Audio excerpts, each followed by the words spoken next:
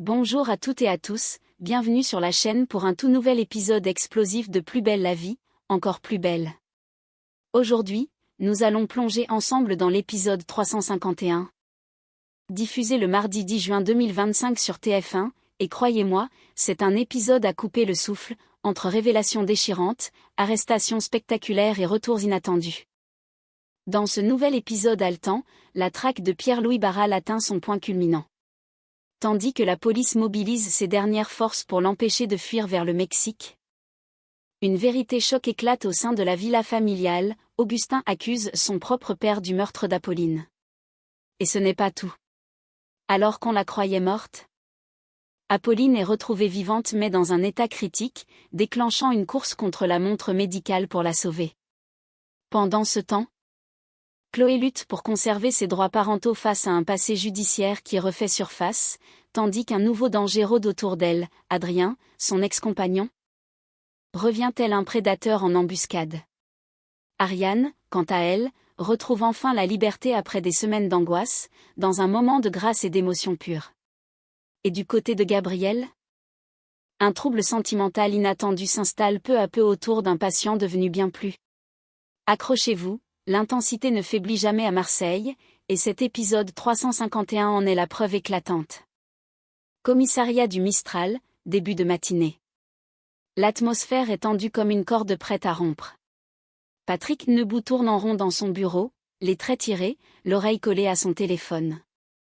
Oui, monsieur le juge Garcia, je comprends, mais le jet privé est déjà en préparation à l'aérodrome de Marseille. Si on attend trop longtemps, Barral sera au-dessus de l'Atlantique avant même d'avoir bouclé notre dossier. De l'autre côté de la vitre, Boé et Idriss finalisent leur plan d'intervention. Plan de l'aérodrome. Position GPS, agent en civil, tout est prêt. Ne manque plus que le feu vert. Patrick raccroche, furieux. Il se dirige d'un pas pressé vers Colbert, qui l'attend dans l'open space. Le juge hésite encore. Il dit qu'on n'a pas assez d'éléments concrets. Colbert ne perd pas une seconde. Son regard d'acier se fixe dans celui de Patrick. Il ne nous laissera pas faire sans pression politique. Très bien. Je vais intervenir moi-même. Patrick hoche la tête, reconnaissant. Il faut faire annuler le décollage. Maintenant. Colbert sort immédiatement son téléphone et compose un numéro sécurisé. Sa voix est ferme, sans détour. Ici la procureure Colbert. Je demande l'annulation immédiate de l'autorisation de vol concernant le jet privé de Pierre-Louis Barral. Destination, Mexique. Motif, opération judiciaire en cours. Quelques instants plus tard, le couperet tombe. Colbert raccroche, un sourire discret sur les lèvres. C'est fait. L'avion est cloué au sol. Dans une voiture banalisée, en planque près de l'aérodrome, Boé reçoit l'info dans son oreillette. Il échange un regard déterminé avec Idriss. On y va. Il ne nous échappera pas. Les moteurs vrombissent. Les gyrophares sont coupés. Et dans le ciel de Marseille, l'aube se lève sur une traque décisive. Devant la villa des Barral, en périphérie de Marseille. L'opération est lancée. Des véhicules de police banalisés encerclent silencieusement la propriété. Boé, Idriss et Patrick descendent prudemment, gilets pare-balles sous les vestes.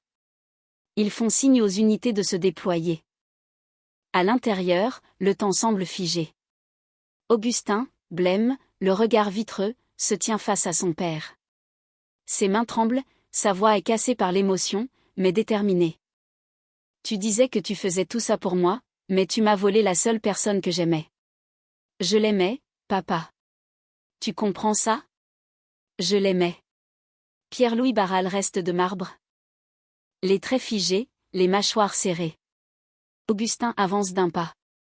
Tu l'as tuée. Tu l'as détruite. Et tu m'as détruit avec elle. Un silence pesant s'installe. Puis, dans un souffle, les yeux rougis, Augustin lâche la vérité. Apolline est morte. Son corps est, dans le jardin. À ce moment précis, la porte explose sous le coup du bélier. La police entre, arme au poing. Patrick hurle. Police. Ne bougez plus. Boé maîtrise Pierre-Louis sans ménagement, pendant qu'Idriss plaque Augustin contre le mur. Mais ce dernier ne résiste pas. Il se laisse faire. Les larmes ruisselant sur ses joues. Je veux juste qu'elle repose en paix. Pierre-Louis, menotté, jette un regard glacial à son fils. Aucun mot, aucune émotion. L'homme d'influence est tombé. Quelques minutes plus tard, dans le jardin. Une équipe scientifique balise une zone fraîchement retournée. Un drap blanc est posé délicatement sur ce qu'ils viennent de découvrir. Boé détourne le regard, bouleversé. Patrick, à voix basse. Elle ne méritait pas ça. Dans une petite salle du pavillon des fleurs, la lumière est tamisée. Mais l'atmosphère est lourde de tension. Chloé, assise face à Armand Billard, serre nerveusement ses mains sur ses genoux. À ses côtés, Luna tente de garder son calme. Bien qu'elle sente la colère lui monter. Maître Billard ouvre son dossier, puis relève les yeux. Chloé, j'ai été alertée par un élément nouveau. Une plainte pour vandalisme a été enregistrée à votre encontre. Chloé sursaute, le souffle court. Mais, c'est une erreur. Ce n'est pas moi, c'est Jules. Luna intervient immédiatement. Elle a protégé un proche. Elle n'a rien cassé, et Morgane le sait. Une enquête interne a déjà tranché. Billard hoche lentement la tête. Je n'en doute pas, Luna. Mais vous comprenez que tant que l'ASE n'a pas reçu l'information officielle la blanchissant, le juge des affaires familiales pourrait en tenir compte dans sa décision. Chloé se recroqueville sur elle-même. Sa voix n'est plus qu'un murmure. Et ça veut dire quoi? Que je ne reverrai plus Elena? Billard soupire, visiblement désolé. Je vais immédiatement appeler le juge pour plaider votre cause. Il faut que l'ASE reçoive un rapport actualisé au plus vite. Mais il faut s'attendre à un contretemps. Luna pose une main sur l'épaule de Chloé, qui lutte pour retenir ses larmes. On ne va pas te laisser tomber. On va clarifier tout ça. Et tu verras ta fille. Je te le promets. Dans une salle de consultation baignée d'une lumière douce, Gabriel retire délicatement le brassard de tension du bras de Léa. Le chiffre affiché l'inquiète légèrement. Il fronce les sourcils tout en gardant un ton professionnel. Ta tension est encore un peu instable. Tu dors mieux ces derniers temps? Léa esquisse un léger sourire. Ça oscille? Oui, mais je vais bien. Franchement, je sens que le plus dur est derrière moi. Gabriel hoche la tête, rassuré, mais reste attentif. Il range le tensiomètre quand son téléphone vibre. Il jette un coup d'œil et relève les yeux vers Léa. C'est Axel Dupré. Il a un empêchement de dernière minute et veut avancer notre rendez-vous de fin de journée. Léa grimace, mi-amusée, mi-embarrassée. Tu fais des consultations à domicile maintenant? Gabriel sourit. Disons que je rends service. Puis, prenant un air plus sérieux. Le souci, c'est qu'à la maison, il y a Yolande, les petits, et toute une joyeuse agitation. Pas l'idéal pour un massage thérapeutique. Il marque une pause, puis lance. Je vais lui proposer de venir ici. J'ai aménagé une petite salle à l'arrière avec une ambiance zen. Bougies, musique douce, tout ce qu'il faut. Léa le regarde, intriguée. Tu t'investis beaucoup pour ce patient? Dis donc. Gabriel détourne légèrement le regard, comme pris en faute, un sourire en coin. Il faut bien prendre soin de ceux qui le méritent, non? Un silence flotte. Teinté d'un soupçon de curiosité et d'amusement. Léa le scrute, puis lâche, malicieuse. Tu ne serais pas un peu sensible à ses charmes, par hasard? Gabriel élude. Mais ses joues trahissent une légère rougeur. Je suis médecin avant tout. Mais son regard rêveur et l'éclat dans ses yeux laissent planer un doute. Léa sourit discrètement, mais n'insiste pas. Elle a compris. Dans l'étroite salle de parloir de la prison des Baumettes, les secondes s'étirent comme des heures. Ariane fixe la porte avec une nervosité à peine contenue. Ses mains tremblent légèrement sur la table froide. Lorsqu'Alice Bataille entre enfin, son attaché-caisse à la main, elle lit tout de suite l'angoisse dans les yeux de sa cliente. J'ai une bonne nouvelle, souffle Alice, un sourire rare aux lèvres. Ariane, d'abord figée, ne sait pas si elle peut y croire. C'est vrai? L'avocate hoche la tête. La juge Colbert vient de m'appeler. Le véritable coupable de la mort de Durieux a été arrêté. Elle a réexaminé ton dossier dans la foulée et a accepté ta demande de mise en liberté. Un souffle coupé s'échappe des lèvres d'Ariane. Elle cligne des yeux, bouleversée, comme si elle avait du mal à comprendre. Je vais sortir? Oui. Tu rentres chez toi aujourd'hui? Ariane. Un torrent d'émotions traverse son visage, la stupeur d'abord, puis le soulagement, brutal, qui la submerge d'un coup. Elle baisse la tête, ses épaules tremblent, les larmes coulent enfin. C'est fini. C'est vraiment fini. Alice pose une main discrète sur son bras, geste simple mais profondément humain. Le cauchemar est terminé. Tu vas pouvoir retrouver ta fille. Ariane esquisse un sourire à travers ses larmes. Un sourire fragile, mais sincère. Celui d'une mère qui va enfin pouvoir respirer de nouveau. Dans la douceur du matin, au pavillon des fleurs, Luna discute avec Babette, une tasse de café à la main. Le ton est léger en apparence, mais l'inquiétude affleure sous les mots. Chloé m'a dit qu'elle avait trouvé un appart. Lance Luna en essayant de garder l'air neutre. Babette relève immédiatement la tête, sceptique. Déjà? C'est rapide. Elle t'a montré quelque chose? Un bail, une adresse? Luna secoue la tête. Non, juste qu'elle a trouvé. Elle avait l'air sûre d'elle. Babette croise les bras, dubitative. Écoute, soit elle est sacrément débrouillarde. Soit, elle t'embrouille pour récupérer sa fille. Un silence se pose entre elles. Luna soupire, visiblement partagée. Je veux y croire, mais j'ai cette sensation que quelque chose cloche. C'est trop beau pour être vrai. Babette hoche doucement la tête, compréhensive. Tu fais bien de rester prudente. Si elle ment. C'est pas que pour un toit. C'est peut-être pour éviter de perdre Elena. Luna reste songeuse. Dans ses yeux, l'ombre d'un doute grandit. Elle le sent, quelque chose ne tourne pas rond.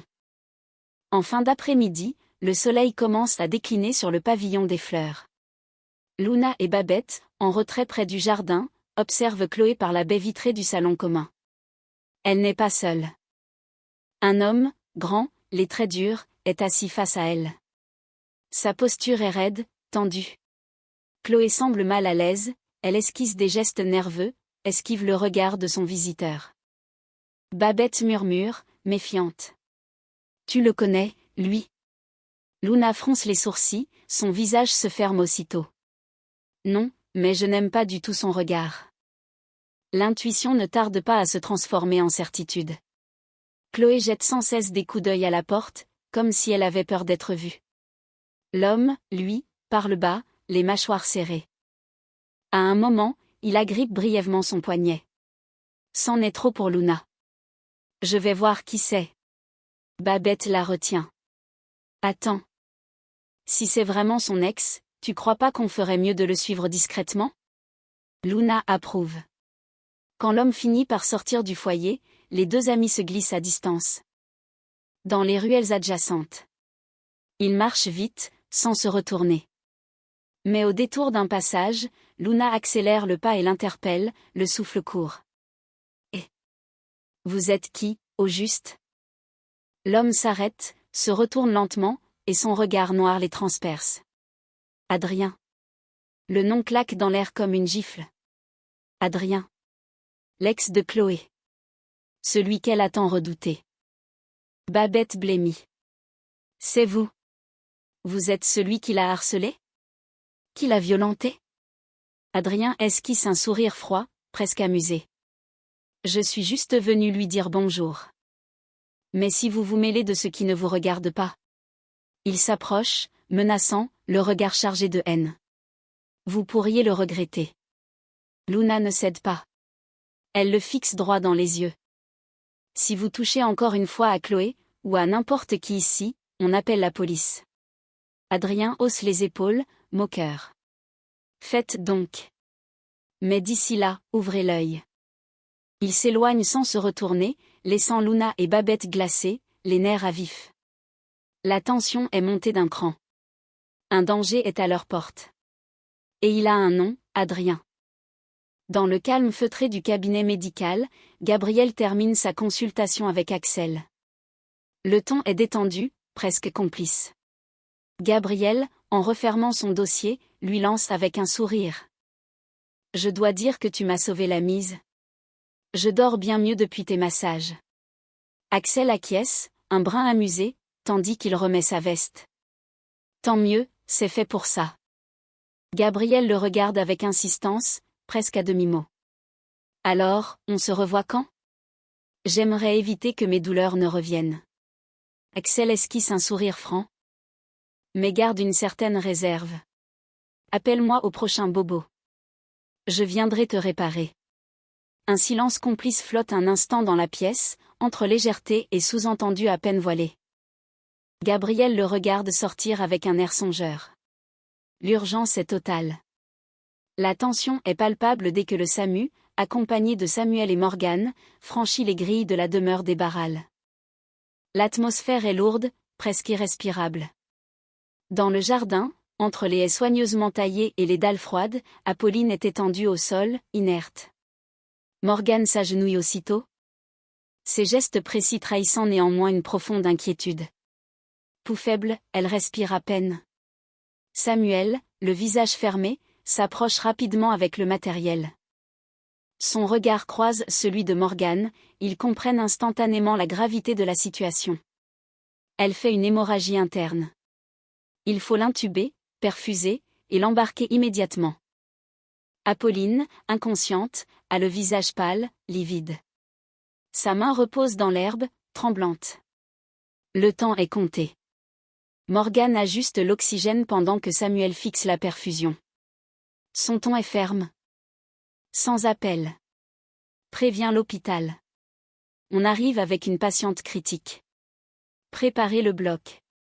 Les minutes deviennent des secondes. Le moindre geste compte. Ils installent Apolline sur la civière. Tandis que les roues claquent sur les graviers, Samuel garde la main posée sur son bras, murmure pour lui-même. Tiens bon. Apolline, tiens bon. La porte de l'ambulance se referme. Les gyrophares s'allument. Le SAMU fonce à toute vitesse, emportant avec lui le destin suspendu d'une jeune femme brisée. Voilà. Vous venez de découvrir le résumé complet et immersif de l'épisode 351 de Plus belle la vie, diffusé ce mardi 10 juin 2025 sur TF1. Entre la capture de Barral, la réapparition bouleversante d'Apolline, la libération d'Ariane, et les tensions grandissantes autour de Chloé, cet épisode marque un véritable tournant dans toutes les intrigues en cours. Pensez à vous abonner pour ne rien rater des prochains rebondissements, laissez un commentaire pour me dire ce qui vous a le plus marqué aujourd'hui, la trahison d'Augustin, le regard glaçant d'Adrien, ou le trouble de Gabriel face à Axel. On se retrouve très vite pour un nouvel épisode qui s'annonce tout aussi palpitant. D'ici là, prenez soin de vous, et restez connectés au Mistral.